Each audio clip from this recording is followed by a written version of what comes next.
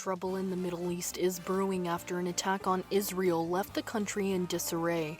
We take a look into the uncalled attacks that took the lives of innocent people. Crime is becoming a huge issue in California, but we discover what the state is doing to combat retail theft. More sick time away from work? Californians have something to look forward to, but is this move beneficial to small business owners? We put that question to the test. School of Journalism and Mass Communications at San Jose State University, your source for what's happening with a fresh perspective on today's issues. You're watching Update News. Welcome to Update News. I'm Denise Velasco. And I'm Madison Wilbur. We begin with the bloodshed on both sides of the Israeli-Hamas war. The conflict has claimed more than 2,000 lives since it began this past weekend, and the attacks are escalating. Reporter Carson Wells joins us live at the big board with more information. Thanks, Madison. Among the dead are 25 Americans, and 17 others are believed to be missing. The United States believes that some Americans are being held hostage. Hamas launched the first wave of missile attacks on Israel early Saturday morning. Then, Hamas fighters entered southern Israel from Gaza. Israel announced it was going to war with Hamas, immediately retaliating with fighter jets to strike targets in Gaza. There have been thousands of civilian casualties on both sides. One of the most drastic was an attack on an open-air music festival called Tribe of Nova. Currently, there have been some 260 deaths reported from that festival. Israel's defense minister has ordered a complete siege of Gaza. That means cutting off power, blocking food and fuel deliveries into the area. The move may have been designed to weaken Hamas, but Palestinian civilians are being hurt. Israelis near the fighting are taking cover in bomb shelters. Among them is San Francisco coffee shop owner Manny Yucatel. He traveled to Israel to visit family but is now stranded. In posts on his social media pages, he shows us how he and others are spending their time, building boxes, organizing water, and sorting donated children's clothes. He says he's been trying to make his way back to San Francisco, but his flights have been canceled. Back home, San Francisco City Hall was lit up blue and white to show support for Israel, as was San Jose's City Hall and others across the country. President Biden has continued to repeat that the U.S. supports Israel. The United States stands with Israel. We will not ever fail to have their back. Local Israeli communities are also showing support for friends and family currently in the war zone. Tali Shanhar, the president of Students Supporting Israel, is one of the many San Jose State students worried about family still in Israel. She was born in Israel. While her immediate family is here with her, she relies on technology to check in with her family there to make sure they are okay. So I'm just constantly checking my phone, seeing if anyone calls me, making sure that they're alive. I'm getting selfies from my grandma who can barely walk. She just got out of surgery, and she's just sending me selfies out of the bomb shelter. Right now, 3 major U.S. airlines, United, Delta, and American, are temporarily suspending flights from Israel, and others around the globe are urged to use caution when flying in Israeli airspace. In San Jose, Carson Wells, Update News. We are just learning that one of the last remaining Tuskegee Airmen has died. Colonel Carl Johnson of Virginia passed away at the age of 97. The Tuskegee Airmen were African-American pilots who battled discrimination to fight in World War II. Many decades later, they were collectively awarded the Congressional Gold Medal. Johnson went on to serve a long career in the Korean and Vietnam Wars. He died in late August and was buried at Arlington National Cemetery. Fewer than 10 of the airline are still living. And on another front, one of the last known survivors of the Tuskan massacre has also died. Hughes Van Els passed away earlier this week. He was 102. Van Els was an infant when his family fled Tusla's Greenwood district during the 1921 massacre. That's when a violent white mob tore through the black community, destroying homes and businesses. As many as 300 died in one of the country's deadliest acts of racial violence. Van Els tried to get reparations for the families from Tusla for years, but that effort failed. The San Jose City Council recently approved a plan to create a municipal utility that would be called San Jose Power. Advocates say it could mean cheaper, more reliable energy, but not everyone agrees. Set out to ask a few questions. Cal ISO is the nonprofit that manages the flow of electricity across the high-voltage, long-distance power lines that make up 80% of California's power grid. Earlier this year, the agency selected LS Power to fund, construct, and maintain utility lines for 2 new projects, one in San Jose. With this project in fruition, San Jose is taking a closer look at working alongside the LS Power project to create their own lines in hopes of providing more reliable power, cheaper electricity, and an incentive to bring in more business for the community. It is important to know this idea is still being researched before any tangible action comes to attainment. Pacific Gas and Electric has powered San Jose for a century and told the city they do not think a change to the municipal code is necessary, saying, "We have seen cities and counties attempt to create municipal utilities for decades, taking on financial risk and shifting scarce resources away from basic municipal services, like addressing high cost of living, homelessness, or public safety concerns. This is no time to be taking on the massive responsibility and risk of creating a new utility. PG&E is committed to working closely with you to create an innovative, resilient energy grid in San Jose that serves the economic development that the city envisions." Councilmember David Cohen says, to be clear, building this power company would not be to replace PG&E, but to give the community more energy options. There's still a lot of misconception. This isn't replacement of PG&E. This is a supplement to PG&E. It is a competition to PG&E for new installations, but other than that, it wouldn't, it wouldn't change the way most people are receiving their power. LS Power is set to finish building its power lines by 2028, but the talks needed to create such a project for San Jose are beginning now. More updates to come as City Council continues to research the project. $270 million. That's how much the money the state of California is giving cities to fight retail crime. That includes nearly a dozen cities right here in the Bay Area. How will it be used? I put that question to the mayor of one of those cities, Palo Alto. Experts say organized retail crime is up statewide. Videos of the startling scenes all over social media. Groups of thieves smashing and grabbing goods from high-end stores. But smaller businesses and grocery stores are hurting too. Many are trying to protect themselves by putting some items under lock and key. Some stores are closing altogether. At a recent news conference, law enforcement officials laid out the toll these crimes are taking. To date, 853 suspects have been arrested and 290,000 stolen items with a value of approximately $28.3 million have been recovered statewide. Grabbing goods off the shelves and stealing iPhones, iPads, and other electronics, resulting in an estimated $1 million in losses to Apple Store locations. And many experts believe the spike in crime is tied to the state's passage of Prop 47. Experts say the groups are attacking stores because they face few consequences. Proposition 47 aims at reducing drug offenses and thefts that are 950 from felonies to misdemeanors. Now the state is trying to help stem the tide. Starting the 1st of this month, local jurisdictions around the state will get nearly $270 million in grants to help fight retail theft. Palo Alto will get some $5 million in aid. It will help fund more police patrols at vulnerable areas like the Stanford Shopping Mall. It's money that the city's mayor says is sorely needed to investigate and prosecute these crimes. There's a cost to the taxpayers as well, to people who live here. And the cost is, according to the Department of Homeland Security, it's about $500 per year per household, right? And for an average family. One major Bay Area city did not get a grant, Oakland. The state said the city did not get the required paperwork in on time. Life is about to get easier for California workers who need more paid sick days. California Governor Gavin Newsom recently signed SB 616 into law. It increases the number of paid sick days from 3 to 5. But what effect will that have on bottom line for business workers?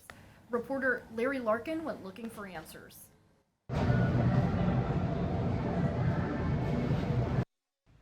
California Governor Gavin Newsom signed SB 616 into law just last week. It will increase the number of paid sick days workers in California get from 3 to 5 per year. The bill is intended to make workers feel less pressure to come into work sick. I spoke to employees at Pizza My Heart to get their reactions to it. I think I won't feel as pressured to come into work when I'm not feeling well, just because of the difference in like pay I would get with the additional 2 extra sick days that we will get? If you're sick, and especially in a food environment, you should not be coming into work even a little sniffly or a little bit like congested. It's best not to be around food. While this may be good news for employees, could this have a negative impact on businesses?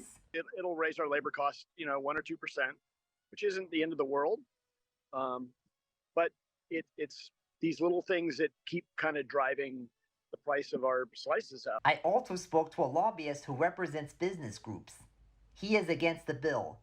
He says although he supports the increase in paid sick time, he supports a different bill, SB 881.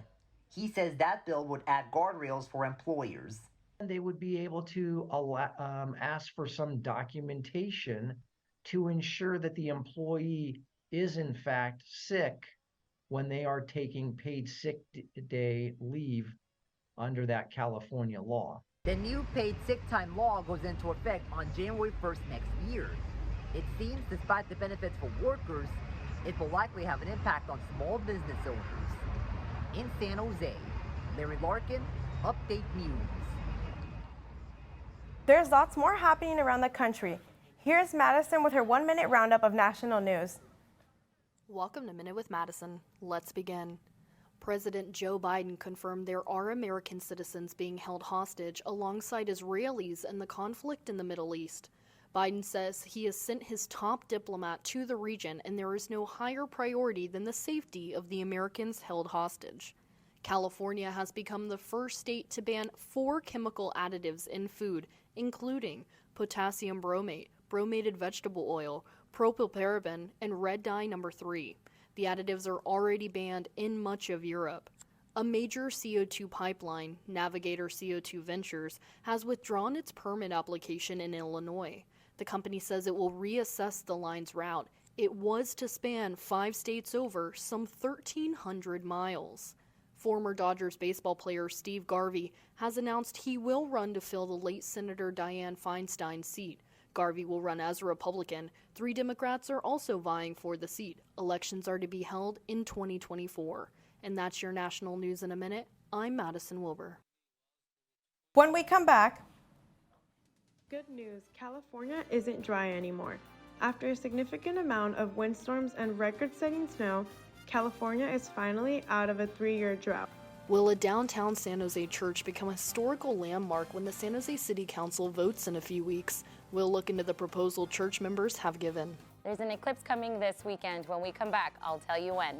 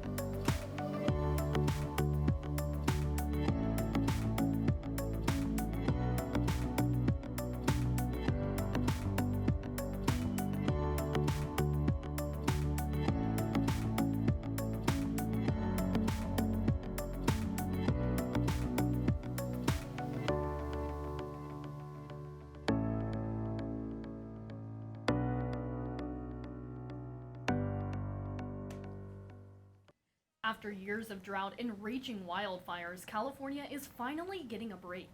We got lots of rain and a record-setting amount of snow. Now our reservoirs are over 100% capacity. That's great news for lots of people, including farmers. Reporter Alejandra Vacasatello has that story. It rained a lot last year. In fact, the state recorded its wettest years in history, calling it a miracle. A sufficient amount of rain and snow filled California's reservoirs to 128% of their historical average. It's high-impact storms that carried all the way through January, and they were still cold enough to drop some very big snow totals across the Sierra, especially the central and southern Sierra, where the snowmelt there is more likely to bring a lot of runoff down into those reservoirs. California is the nation's leading farm state and the world's largest manufacturer. We can produce more than 400 commodities. That success can be credited to irrigation, the process of supporting rainfall during times of no precipitation to meet water demands for plants. The weather affects farming in every way. Like if it's too hot, then the trees stress and they could drop the fruit because the trees have to keep themselves alive.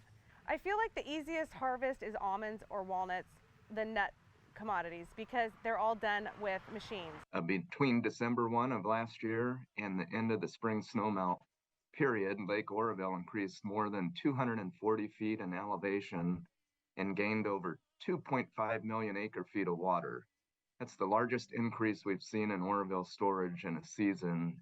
The dramatic increase at Lake Oroville allowed the Department of Water Resources to allocate 100% of its irrigation needs for farmlands. In Turlock, I'm Alejandra Vaca, Update News. This is not good news for those waiting for BART to expand in Santa Clara County. It could still be a decade away. The BART extension was supposed to arrive in 2026, but the Valley Transportation Authority just announced it will take 10 more years and another $3 billion to make that happen. VTA says the delay is due to project adjustments, inflation, and increased borrowing rate. But San Jose's Mayor Matt Mayhem warned the agency it can't come back to the voters for more funding. We'll keep you updated. Across the country, school book bans have been growing in popularity. The nonprofit group PEN America says theirs are book bans in some 32 states. But California is pushing back and banning the bans. Reporter Alexis Marquez has that story. The number of banned books across the country is on the rise. The banned books often tackle issues of race or the LGBTQ community. Earlier this year, a controversy over book bans hit close to home. Residents in the San Ramon Valley Unified School District packed an often heated board meeting. Some were attempting to get a controversial memoir called Genderqueer banned. But it's okay for high school libraries to make porn available to 14-year-olds.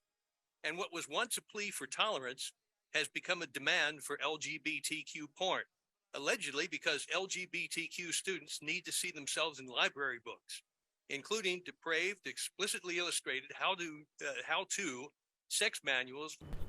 During this year's Banned Books Week, San Jose State University held a Let Freedom Read event. Speakers talked about the danger of book banning and how students are losing access to critical information.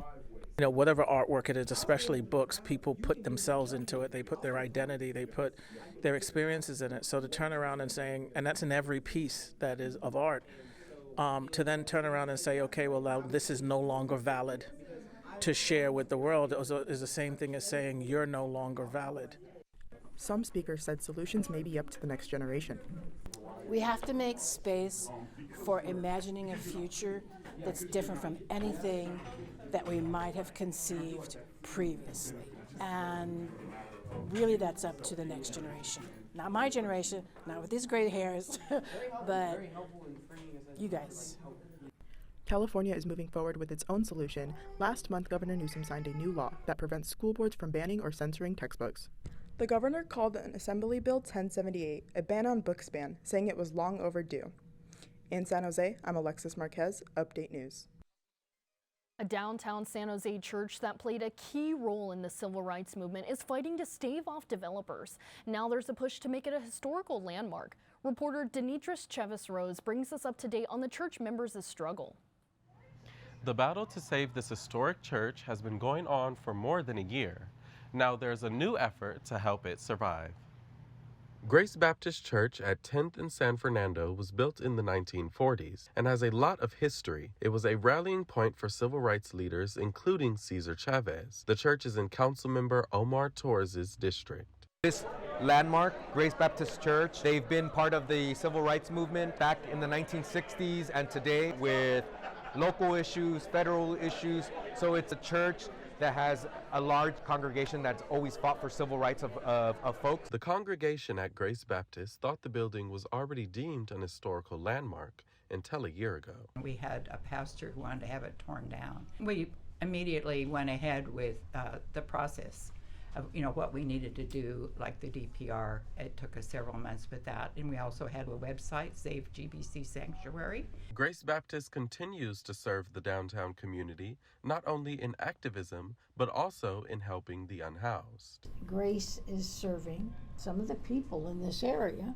who have needs that are not necessarily being met fully by the system. Despite the previous pastor's plan to sell the building to housing developers, the efforts to gain permanent protection as an historical landmark is close. I submitted this designation to Rules Committee, and hopefully we'll be hearing it at the San Jose City Council soon.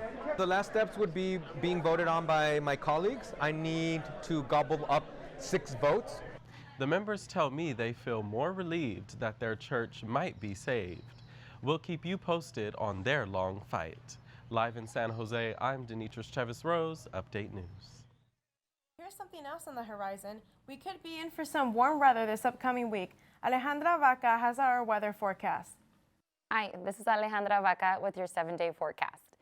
Here's what you can expect for the next 5 days. You have some showers at times with some midweek showers, possible midweek showers. Some storms mainly in the north with some mixture of sun and clouds. And you can expect a solar eclipse on Saturday that peaks at 9:19 a.m. And our futurecast shows some showers moving out of by Wednesday morning with some rain chances staying north of the Bay Area until the weekend. The cloud cover may spoil solar eclipse viewing plans for Saturday morning from 8 a.m. to 10:40 a.m., so stay tuned on that. And increasing rain chances look more likely by the end of the week and into the next weekend. And here's your 7-day forecast. We'll see slightly warmer temperatures midweek for Santa Cruz and the Inner Bay as well, so 70, 73, and 74 on Monday with some possible showers.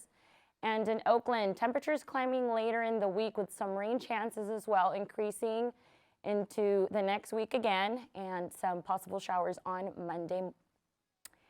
And in San Francisco, it won't be nearly as warm as last week with a mixture of clouds and sun, also with possible showers on Monday. A lot of showers possibly on Monday.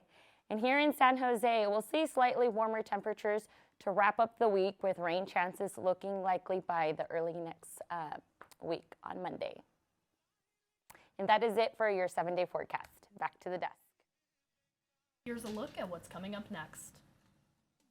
After dropping their last 2 games, San Jose State football took on Boise State. We'll see if they were able to claim a victory against their Mountain West rival.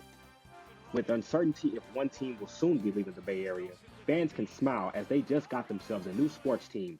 We'll give you details on when they'll be settling in.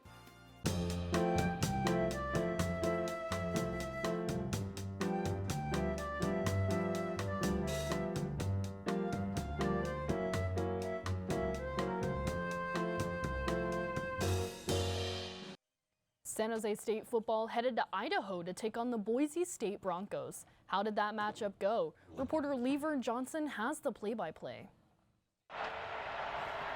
San Jose State's football team started the first quarter of the game breezing through the Broncos defense, with seniors Kyrie Robinson and Siobhan Cordero scoring 2 quick touchdowns behind a Broncos fumble. After a couple of Spartan field goals and a Broncos touchdown, Boise State would again fumble the ball. That led to a Spartans rushing touchdown by junior running back Kwali Conley. The Spartans went into the half up 27-14 after a late second quarter score by Boise State. But the tide returned quickly after Broncos sophomore quarterback Taylon Green rushed for a touchdown. That left the score 27-21. Green wasn't finished. He followed up with another rushing touchdown to take a 1-point lead while teammate Riley Smith scored the game-winning touchdown, capturing a 35-27 win for the Broncos. After the loss, the Spartans head coach had this to say about his team's second-half performance. I don't have an answer for what happened to us in the second half tonight, but we didn't help ourselves at all. We didn't score any points, and we didn't stop them. On a different field, the men's soccer team collected a quick victory over Utah Tech. Sophomore Angel Fernandez and Gaku Nishimura scored the first 2 goals to put the Spartans up 2-0. Then, just in time, junior Mario Barosio added 1 more goal to seal the Spartans' victory, 3-0. This upcoming week, be sure you get out there and support some of these Spartan sports teams. I'm Levern Johnson, Update News. Now to an update on a story we've been following. The city of San Jose has just decided to launch an audit of its animal shelter. As we've reported, the shelter is overrun with animals. The number of cats has skyrocketed. A faculty designed it to hold some 500 animals now have as many as 900. There have been growing concerns over how the shelter is being run. Investigators are being directed to look into the shelter's medical practices and training. Shelter officials admit they've got challenges, but said they are doing their best they can under the circumstances. With one sports store potentially closing, Bay Area fans learned that another exciting one is opening, and it will all usher in a WNBA team. Levern Johnson has the details. Golden State Warriors owner Joe Lacob just made another splash, adding a WNBA team to the Bay Area. This will be the Bay Area's second women's professional team. The Bay Football Club, the Bay Area's first National Women's Soccer League team, gets the ball rolling for the 2024 season next spring. Warriors coach and player Steve Kerr, Stephen Curry, and Klay Thompson shared their excitement for a new Bay Area women's basketball team. But the Warriors owner took it a step further. So the Warriors says we will win a championship in the first 5 years, and I'm telling you right now, we will win a WNBA championship in the first 5 years of this franchise. A team name is still in the works, but the WNBA expects 2025 to be the inaugural season for the new Bay Area WNBA team. I'm Levern Johnson, Update News. We all need a little something to brighten our weekend. Here are some fun ideas on what to do from Carson's Calendar. Here's what's coming up this week. Gloria opens in the Hal Todd Studio Theater on October 12th and runs through October 14th. Tickets for students are $10 and for general admission it's $20. Scan the QR code below to get your tickets. On October 13th, Blues and Americana Quartet is in the Music Building Concert Hall at 12:30.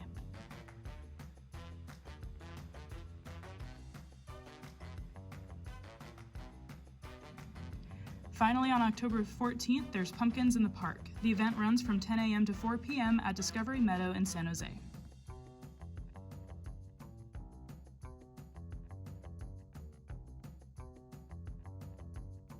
That's all for this week.